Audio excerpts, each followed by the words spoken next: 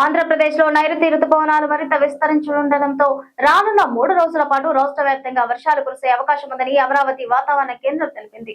ఉత్తర కోస్తా, దక్షిణ కోస్తా, రాయలసీమ ప్రాంతాల్లో తేలికపాటి నుంచి మోస్తారు వర్షాలతో పాటు కొన్ని చోట్ల భారీ వర్షాలు కురిసే అవకాశం ఉంది.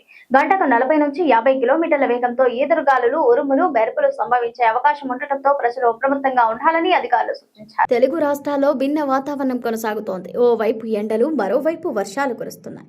నైరుతి రుతుపవనాలు విస్తరిస్తుండటంతో క్రమంగా ఉష్ణోగ్రతలు తగ్గి వర్షాలు కురుస్తున్నాయి. ఈ క్రమంలో ఆంధ్రప్రదేశ్లో వర్షాలపై వాతావరణ శాఖ కీలక అప్డేట్ ఇచ్చింది.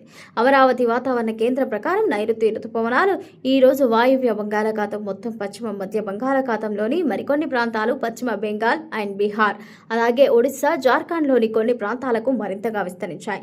12 జూన్ 2026 తేదీ నాటికి నైరుతి రుతుపవనాలు ఉత్తర పరిమితి పయనం 18 డిగ్రీల ఉత్తర అక్షాంశం, 60 డిగ్రీల తూర్పు రేఖాంశం, 18 డిగ్రీల ఉత్తర అక్షాంశం, 65 డిగ్రీల తూర్పు రేఖాంశం, 18 డిగ్రీల ఉత్తర అక్షాంశం, 70 డిగ్రీల తూర్పు రేఖాంశం, హర్నే, సోలాపూర్, హైదరాబాద్, భద్రాద్రి కొత్తగూడెం, కళింగపట్నం, 21.5 డిగ్రీల ఉత్తర అక్షాంశం, 79 డిగ్రీల తూర్పు రేఖాంశం, 23 డిగ్రీల ఉత్తర అక్షాంశం, 90 డిగ్రీల తూర్పు రేఖాంశం, రాయ్గంజ్ 26 డిగ్రీల ఉత్తర అక్షాంశం, 57 డిగ్రీల తూర్పు రేఖాంశం, మధుబని 28.5 డిగ్రీల ఉత్తర అక్షాంశం, 83 డిగ్రీల తూర్పు రేఖాంశం గుండా విస్తరించింది. రాబోయే 2 నుంచి 3 రోజుల్లో నైరుతి రుతుపవనాల మధ్య అరేబియా సముద్రం, మహారాష్ట్ర, కర్ణాటకలోని మిగిలిన ప్రాంతాలు, తెలంగాణ, ఆంధ్రప్రదేశ్, పశ్చిమ బెంగాల్, పశ్చిమ మధ్య బంగాళాఖాతం, ఒడిశా, జార్ఖండ్, బీహార్లోని మరికొన్ని ప్రాంతాలు, ఛత్తీస్గఢ్లోని కొన్ని ప్రాంతాలకు మరింతగా విస్తరించడానికి అనుకూల పరిస్థితులు ఉన్నాయి.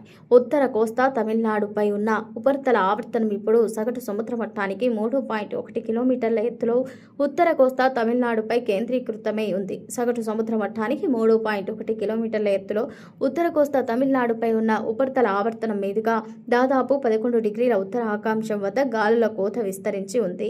సగటు సముద్ర మట్టానికి 5.8 కిలోమీటర్ల ఎత్తులో దక్షిణ కోస్తా, ఆంధ్రప్రదేశ్, దాని పరిసర ప్రాంతాలపై నిన్న ఏర్పడిన ఉపరితల ఆవర్తనం అలాగే కొనసాగుతోంది.